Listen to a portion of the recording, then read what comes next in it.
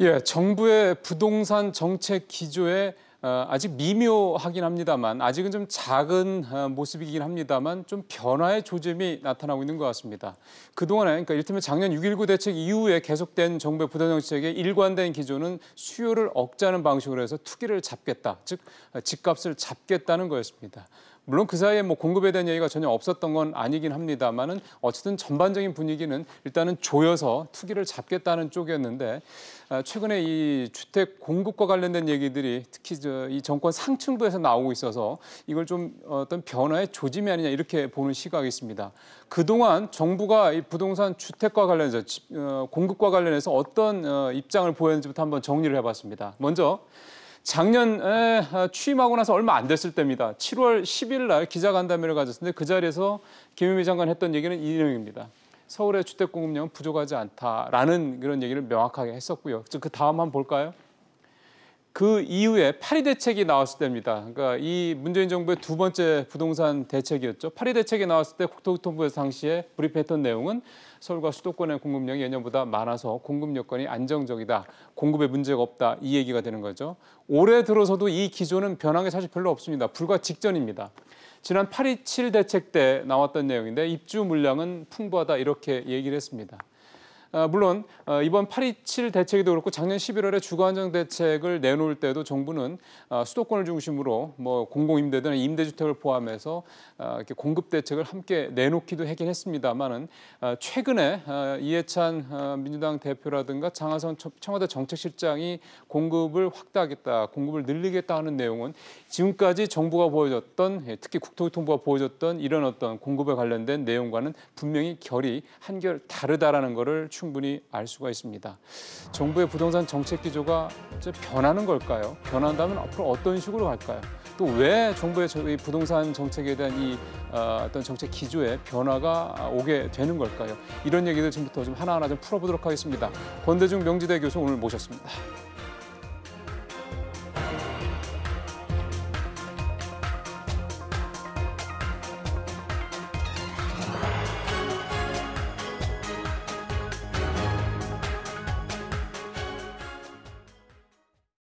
교수님 어서 오십시오. 네, 안녕하세요. 오늘 이 공급 얘기 하기 전에 오늘 나온 얘기부터 먼저 하나 좀 여쭤봐야 될 것 같아요. 그러니까 조정 대상 지역을 한해서긴 합니다만 1가구 1주택자들에 대해서 이제 비과세 실거주 요건을 2년에 3년으로 강화하겠다. 그럼 기존의 계속 규제 대책의 하나다. 이렇게 보면 되는 겁니까? 그렇죠. 우선 단기 차익을 노리고서 분양을 받고 매도하는 거를 막기 위한 겁니다. 그러니까 정부가 지금 그 실거주 기간도 지금 연장하고 있잖아요. 근데 2년 동안은 일단 쥐고 있어라 했던 게 3년 동안 쥐고 있으라고 하는 것은 단기 차익을 막기 위한 거죠.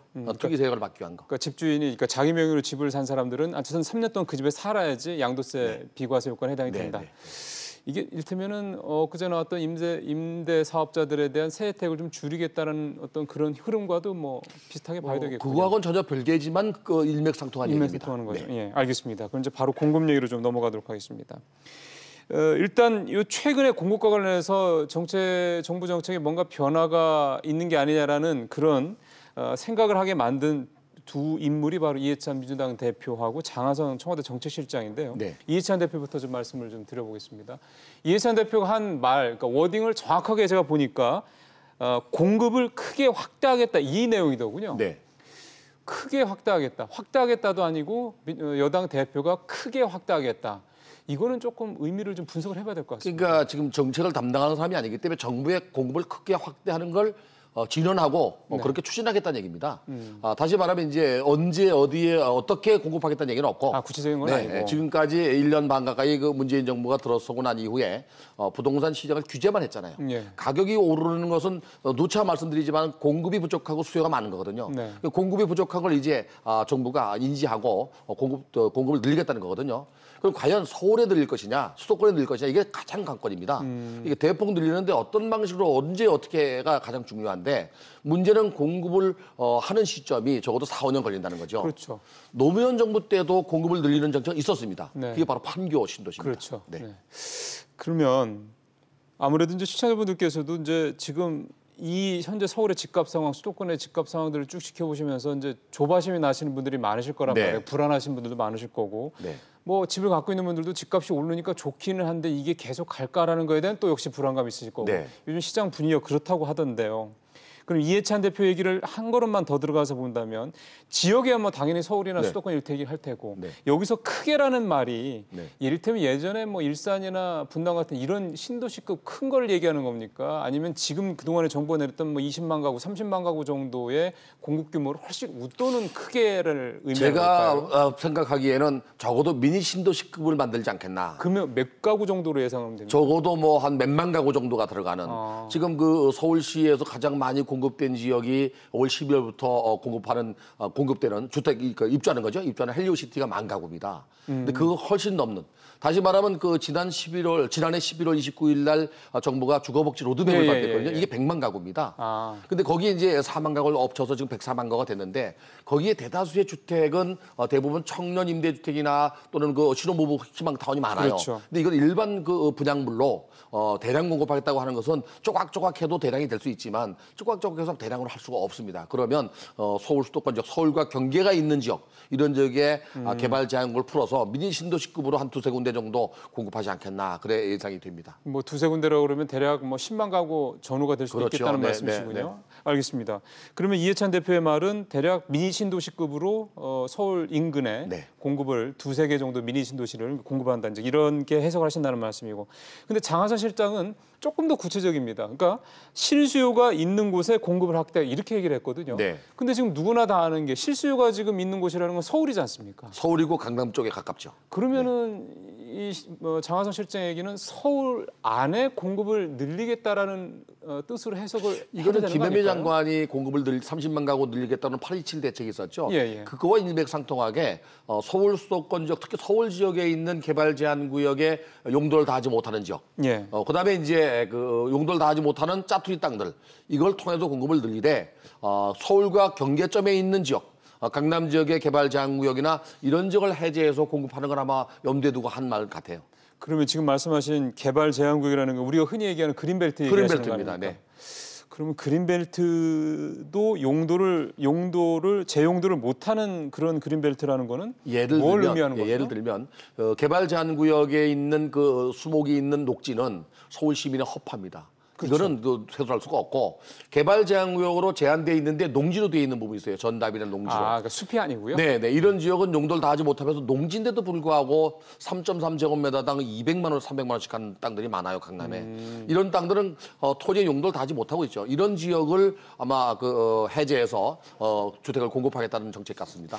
그러면 지난번 임대사업자 혜택을 줄이겠다는 것도 사실은 정부의 정책이 수정된 거다 이렇게 사실은 이제 해석을 하고 있잖아요. 분명한 거죠. 네. 그러면 이거는 사실은 임대사업자 세제 혜택 수정하는 것보다 사실 더 큰 틀에서의 정부 정책에 뭔가 변화가 있을 수 있다 이렇게 봐야 되는 거 아닙니까? 저는 정책의 변화는 없다고 봐요. 기존 정책은 유지하고 갈 겁니다. 기존 정책이라는 거는 수요 억제 중심의 부동산 규제 다시 말하면 정책이라는 부동산 거잖아요. 가격이 오르는 건 규제하겠다는 거. 그런 정책과 그다음에 오른 가격에 대해서는 과세하겠다는 거. 이건 변함이 없을 겁니다. 단지 지금 기존 정책에다가 덤으로 주택 공급을 더 하겠다는 그런 정책인 것 같습니다. 예. 정책의 변화가 바뀐 건 아닙니다.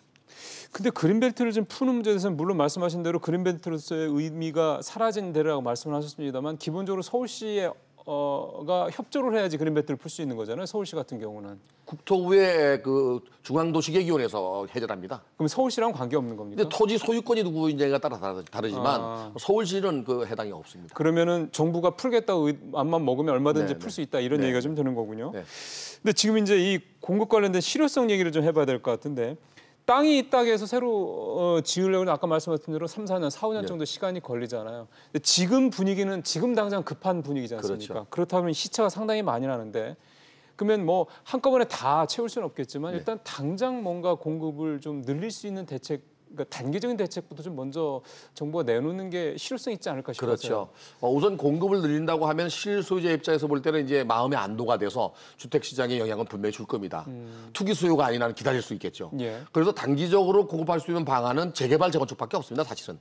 그거를 이미 탁지가 돼 있는 상태에서 예. 조합을 결성하고 헐고 질 수 있기 때문에 그거를 풀지 않고 일반적인 개발 제한구역을 해제하거나 또는 탁지를 개발해서 공급한다고 하면은 토지를 매입하고 보상하고 평가하는 기간도 1년은 걸릴 거고요. 네. 그리고 이걸 탁지로 만드는 또 한 1년 걸릴 거고 그리고 건물 짓는데 또 한 3, 4년 걸려서 적어도 도합 한 4년에서 6년은 걸리거든요. 이건 많은 시간이 걸립니다. 그래서 주택 시장을 당장 안정화시키기 위해서는 도시 재생 사업 중에서 재개발 재건축으로 공급하는 게 좋은데 이번 정부가 그걸 허락하지 않고 있거든요. 그러니까요. 재건축을. 예. 그러면은 결국에 이렇게 그 공급을 하겠다는 시그널 자체가 주택 시장에 안도감과 안정감을 주는 데는 분명히 영향을 주지만 단기적으로 주택 시장을 가격을 낮추는 데는 어려움이 있다고 봐요.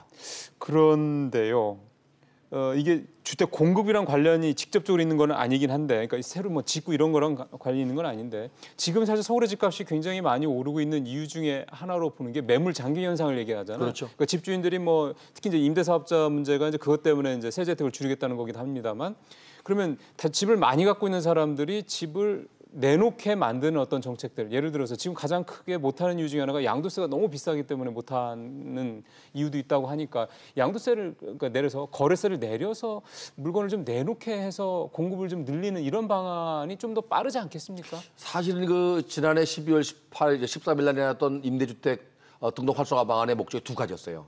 전월세 시장의 안정화와 음성적인 임대주택을 양성화시키는 그렇죠. 거거든요. 예. 그러면서 주택 시장을 안정화시키는 거. 예, 예. 근데 그러면 너무 세제 혜택을 많이 줬어요. 당시에는 사람들이 이게 세제 혜택이 많은지는 몰랐는데 지나고 종부세도 나니까. 종부세도 면제시키지요. 또 양도세도 면제시키죠. 근데 이거를 조금 더 이제 김현미 장관이 강화하겠다고 하면 이게 법이 개정돼서 시행하기 전까지는 오히려 또 매수를 해서 임대주택을 등록하려고 예. 세제 혜택을 받으려고 하는 그런 현상이 벌어질 수도 있고요. 또 임대료를 올리는 현상도 벌어질 수 있습니다. 맞아요. 이미 들어가면 임대를 못 올리기 때문에 또 결정적인 건 뭐냐면 임대주택에 등록을 하게 되면 일반 매물을 매도할 수가 없습니다. 임대 8년 동안 묶이잖아요. 네, 그러니까 재고주택 물량이 적다 보니까 경쟁적으로 주택 매물은 적고 수요가 많아서 가격이 올라가는 그런 현상도 생기거든요.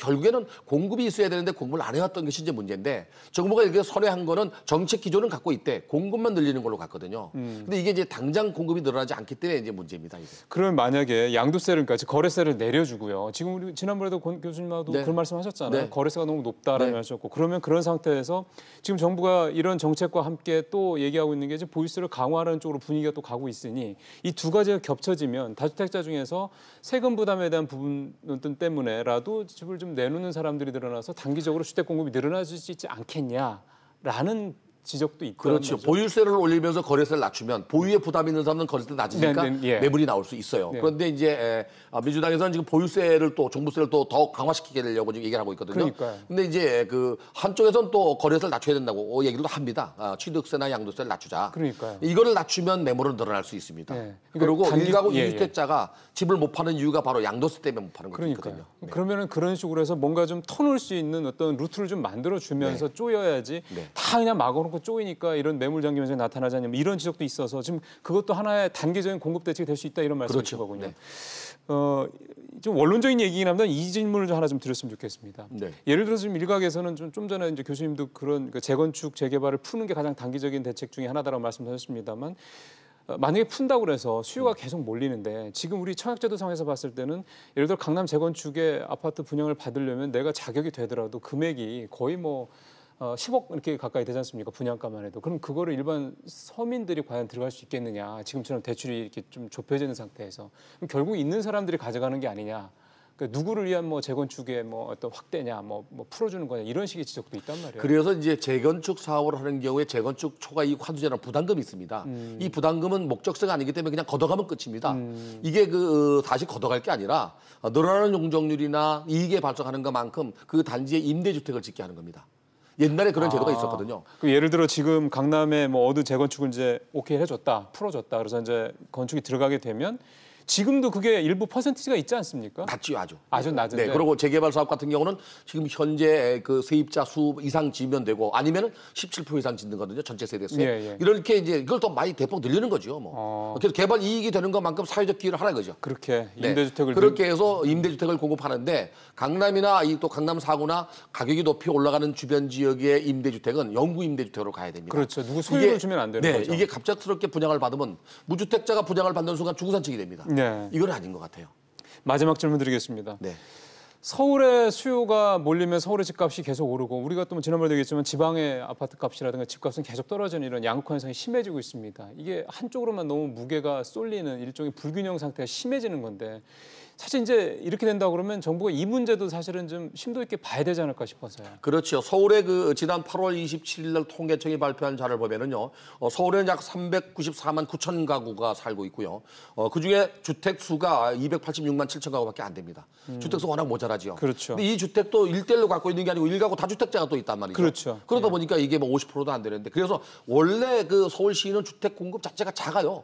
이 그 공급을 늘릴 수 있는 정책은 최대한 해야 되고 그다음에 이제 가격을 잡기 위한 주택 공급밖에 없거든요. 지방 같은 경우는 경제가 어렵고 또 지방 경제는 침체됐지만 공급도 많아서 가격이 떨어지고 있습니다. 예. 지금 미분양 아파트가 6만 가구 넘습니다. 네. 여기에 대한 대책은 또 거꾸로 내야 됩니다. 정부가. 그렇죠. 미분양을 해소할 수 있는 대책을 내놔서 양극화를 좁혀야 됩니다.